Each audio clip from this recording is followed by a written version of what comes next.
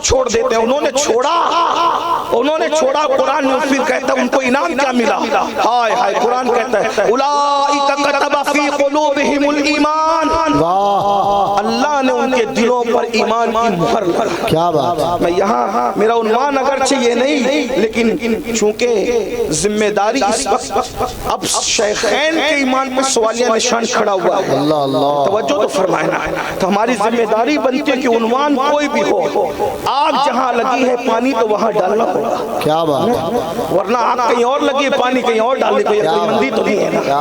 اور وہ بھی شیخین کے ایمان پہ وہ بات کرتے ہیں جن کے خود کے ایمان کے ٹھکانے ہیں. توجہ تو فرمائے.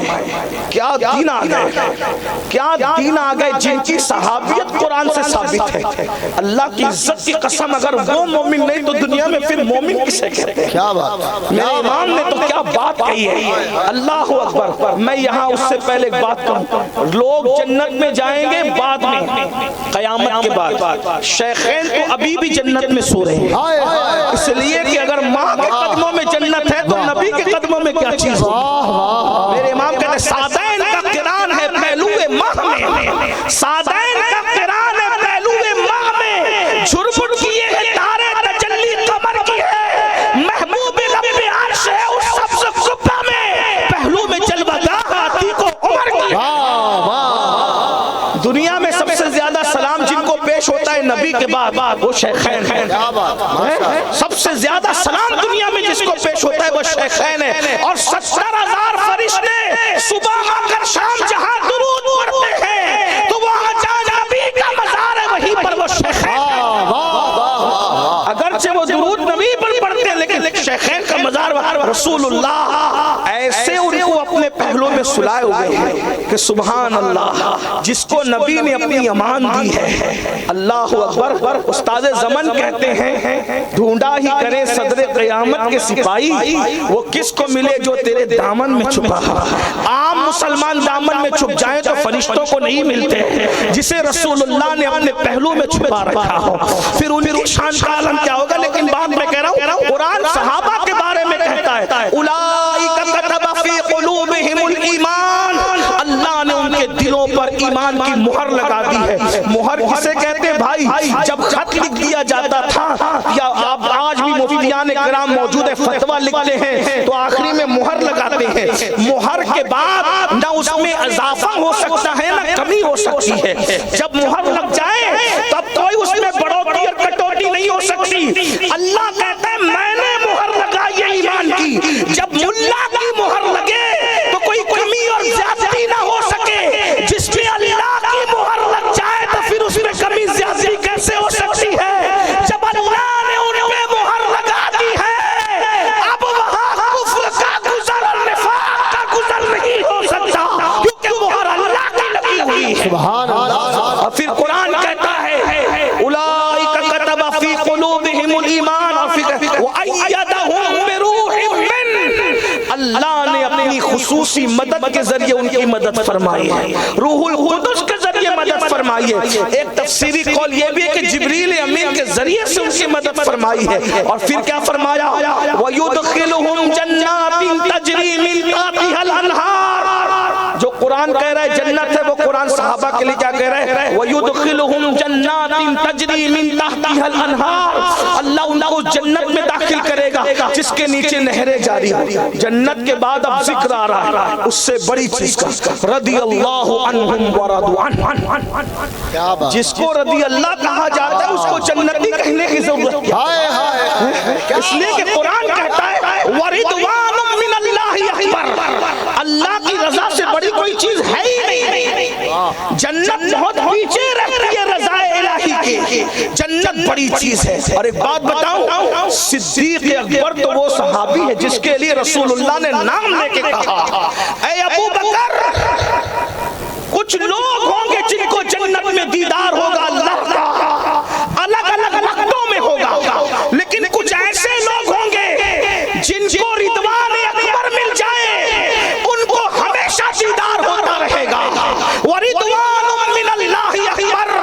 جس کو رضوان اکبر مل جائے اس کو ہمیشہ دیدار ہوگا. تو صدیق نے پوچھا یا رسول اللہ جسے رضوان اکبر ملے وہ کون ہے؟ جس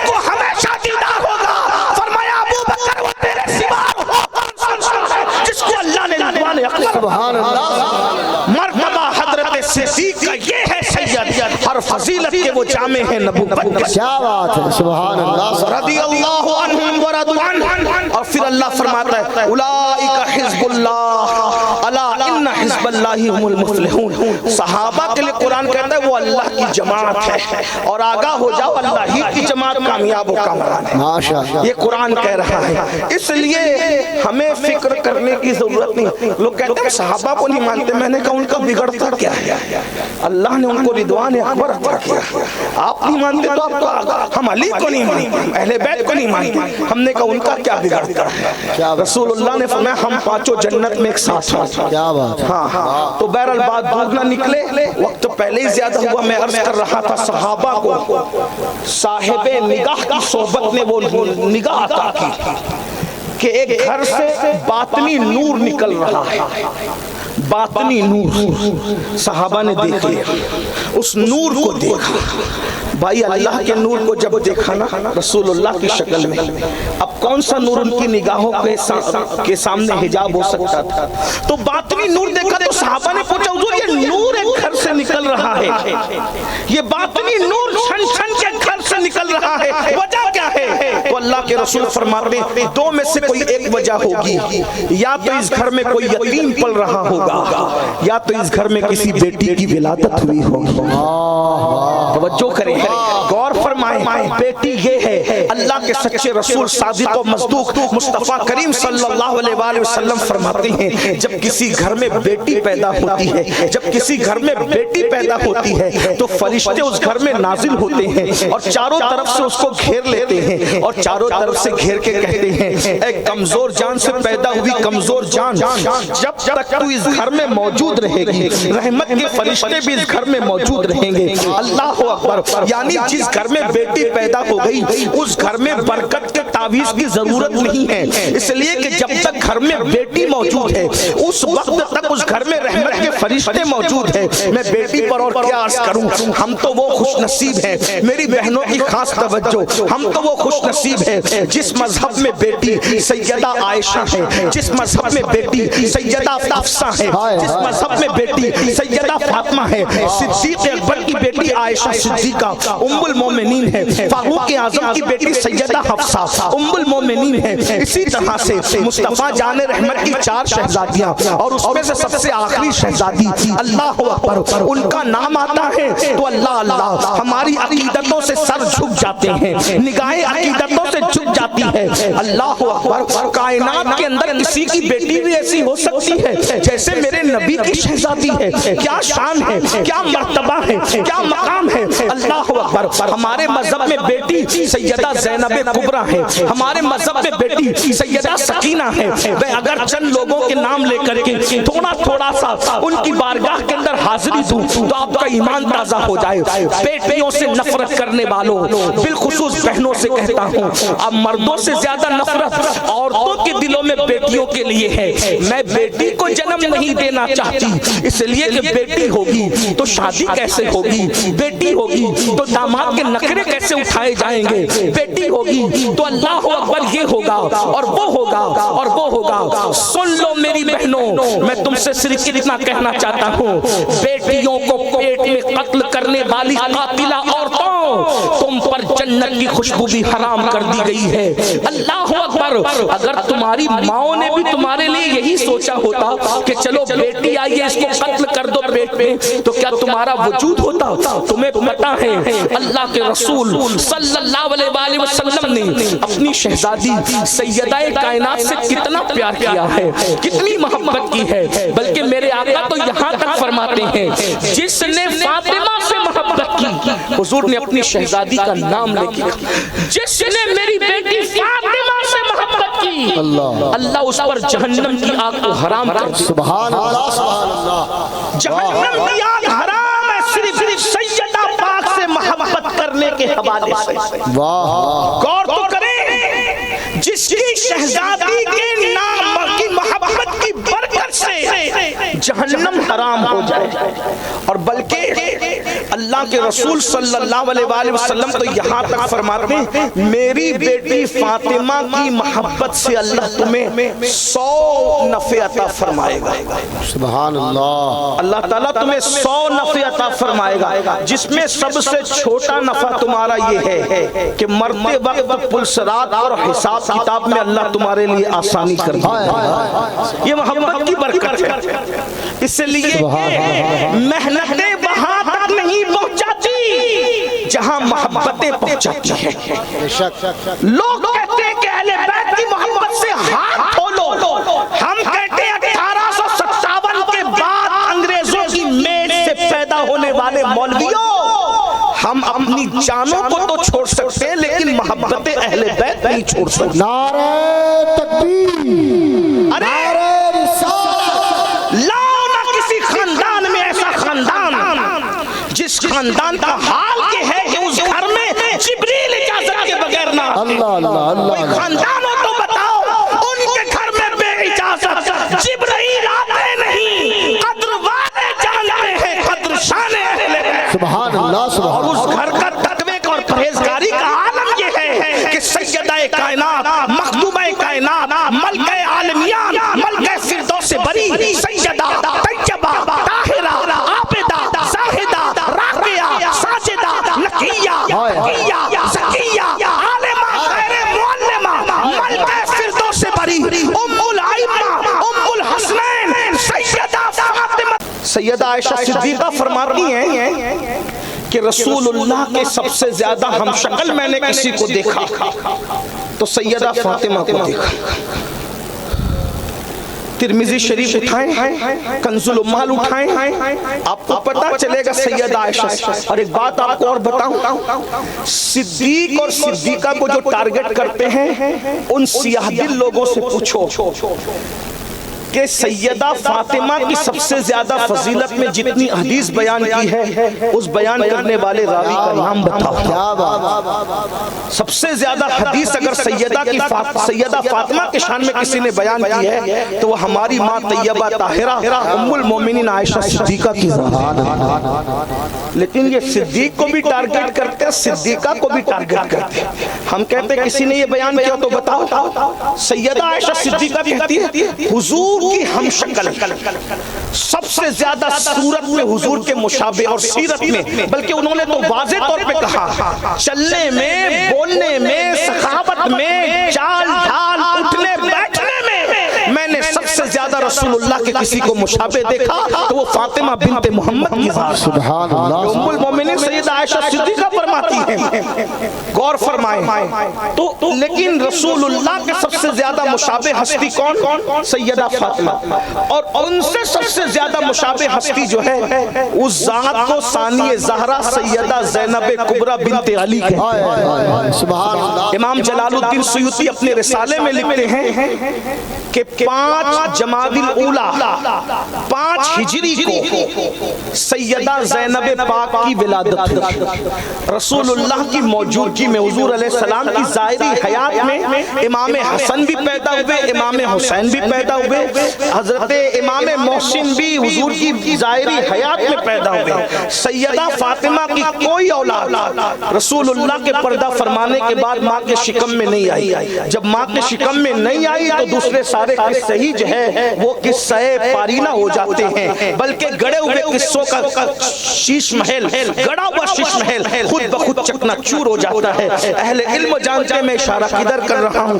عنوان وہ نہیں ہے، 1 گھنٹے کا ٹائم میں نے اپنے لیے رکھا ہے اس لیے کہ بارش کا موسم ہے اور موسم اس بات کی اجازت نہیں دیتا کہ گفتگو کو طویل کیا جائے. جیسے جیسے ٹھنڈی ہوائیں بڑھتی جاتی ہے میری پشت پر بیٹھے ہوئے بزرگوں کے دل دھڑکتے ہیں کہ کہیں بارش نہ جائے. اس لیے اس سے پہلے کہ باران رحمت کا نزول ہو میں اپنی گفتگو کو ضرور پوری کروں گا. توجہ کریں بہنوں کی اور آپ کی خاص توجہ. رسول اللہ کی ظاہری حیات میں اللہ اکبر سن 3 ہجری میں امام حسن کی ولادت، سن 4 ہجری میں امام حسین کی ولادت، سن 5 ہجری میں سیدہ زینب کی ولادت. زینب کا نام اللہ کے رسول نے زینب رکھا. اس کی وجہ یہ ہے کہ رسول اللہ کی بڑی چہیتی شہزادی سیدہ زینب بنت محمد، یہ رسول اللہ کی سب سے بڑی شہزادی تھی. ان کا وصال 4 ہجری میں ہو گیا تھا. 4 ہجری میں سیدہ زینب دنیا سے پردہ فرما گئی تھی. اسی طریقے سے 2 ہجری میں حضرت سیدہ رقیہ کا وصال ہو گیا تھا. اور اس طریقے سے تقریباً جو ہے 9 ہجری میں سیدہ ام کلثوم کا وصال ہو گیا تھا. یعنی رسول اللہ کی ظاہری حیات میں تینوں شہزادیاں وصال فرما گئی تھی. 4 میں سیدہ زینب کا وصال ہوتا ہے اور 5 ہجری میں سیدہ فاطمہ الزہرا کے گھر پہلی شہزادی پیدا ہوتی ہے. بہو صورت میں سیدہ فاطمہ کی طرح تھی. اللہ کے رسول نے کان میں اذان پڑھی، اللہ کے رسول نے کان میں جو ہے اقامت پڑھی، اور اس کے بعد حضور نے فرمایا نام کیا رکھا جائے؟ تو آقا نے فرمایا میں نے اپنی بڑی بیٹی کی یاد میں اس کا نام زینب رکھا ہے. یعنی سیدہ زینب کا جو تذکرہ کربلا میں کیا جاتا ہے، یہ زینب ان کی خالہ سیدہ زینب کی یادگار تھی. اللہ اکبر. اور زینب کا معنی کیا ہوتا ہے؟ عربی میں زین اب، اگر عربی اضافت کے ساتھ اس کا ترجمہ کیا جائے تو کیا مطلب ہوگا؟ زین اب باپ کی زینت. اور اگر فارسی اضافت کے ساتھ اس کا ترجمہ کیا جائے تو کیا مطلب ہوگا؟ باپ کے کردار، باپ کی سیرت، باپ کے اخلاق کا آئینہ. کیا بات. اور اگر آپ اس کو لغت کے اعتبار سے دیکھیں زینب، تو لسان العرب میں جب آپ اٹھا کر کے پڑھیں گے کہ زینب کا مطلب کیا ہوتا ہے، تو الزین خلاف الشین. زین کا مطلب یہ ہے کہ یہ عیب کا اپوزٹ ہے. مطلب جس میں کوئی عیب نہ ہو اسی کو زین کہتے ہیں. ایک مقام پر زینب کا مطلب آ رہا ہے باپ کی زینت، اور باپ بے مثال، جس کا تقوی بے مثال، جس کی سیرت بے مثال، جس کی صورت بے مثال، جس نے زندگی میں کبھی ہارنا سیکھا ہی نہیں تھا، اسی کو علی کہتے ہیں. جو میدان میں آیا تھا تو دشمن کے چھکے چھوٹ جاتے تھے، اسے علی کہتے ہیں. جس کی محبت ایمان کی نشانی ہے، جس کی دشمنی منافقت کی علامت ہے، اسے علی کہتے ہیں. اگر علی کو پوچھو تو ہم یہ کہتے ہیں کبھی دیوار ہلتی ہے، کبھی در کانپ جاتا ہے. علی کا نام سن کر اب بھی خیبر کانپ جاتا ہے. علی کون؟ علی جس کے لیے صدیق اکبر کہے علی کو دیکھنا عبادت ہے. علی کون؟ علی جس کے لیے ام المومنین کہے علی کا ذکر عبادت ہے. علی کون؟ علی جس کے لیے صدیق اکبر کہے علی کو دیکھنا عبادت ہے. علی کون؟ علی جس کے لیے ام المومنین کہے علی کا ذکر عبادت ہے. علی. ایک صاحب نے کہا سنی علی علی کیوں کرتا؟ میں نے کہا ملا کی سنوں کہ اپنی اماں کی سنوں؟ ہماری ماں ام المومنین کہہ رہی ہے علی علی کرنا عبادت ہے.